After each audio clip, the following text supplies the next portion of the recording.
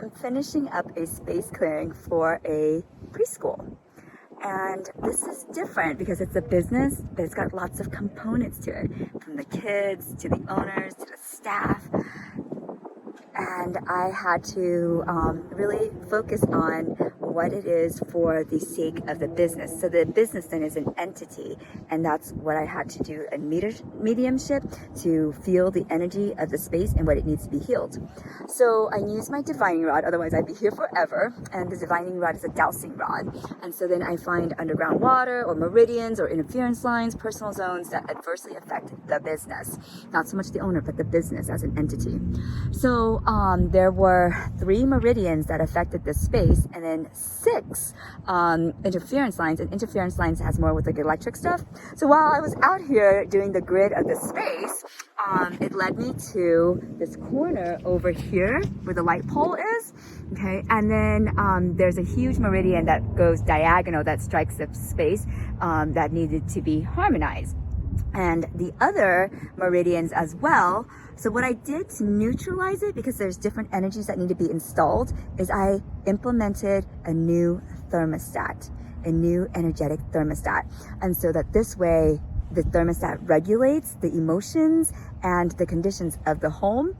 So then I had to do interference lines, and there were 6 interference lines. And they are out here in the front where like all this orange is. When I was doing this, a technician was out here, and he was like walking back and forth, and he kept coming back to that corner, and I was like, what are you doing? And he tells me, oh, I'm here with Comcast, I have to fit it. And he tells me like where the electric stuff is like wonky or whatever. I'm like, oh, well, what do your tools tell you? So then he told me where it was, and then he like sprays it, and it's like all these orange lines, which is where my dowsing rod told me that the interference lines were. So I kind of just laughed at it. I'm like, thanks universe for verifying the information I need and trusting it.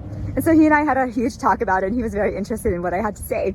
So on these interference lines, I did something different with the energy where I had to unplug it. I had to unplug and then reset and then plug it back in again so things can work.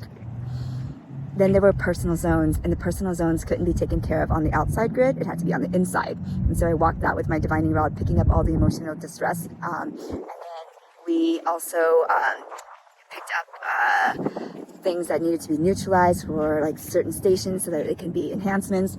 Here on the doorway or the gate, I installed a firewall so that anyone coming in, it would like burn off the energies that so they wouldn't be carrying it inside. Then I also installed waterfalls on the doors to like wash and purify everybody that comes in. So there's so much to a space clearing. At this space clearing, I also looked at the staff members, because they affect the energy of the space as well, and what they are going through personally in their years, and which ones would be better for the business and also better for the owner to collaborate with for her dream. And so the owner is going through her first year in the 9-year cycle, and the theme is dream a new dream. And so we had to really envision where she wants to take this special daycare to. It's a lot. So I hope that if you have a business, and even if you have a home, to really look at the energetics of the home as an entity and have it be a sanctuary for you, a sacred space for you, so that you can sleep better, work better, have more focus, have more compassion, and the answers flow to you. And that everybody that comes into your home is family and community. What comes into your space is family and community.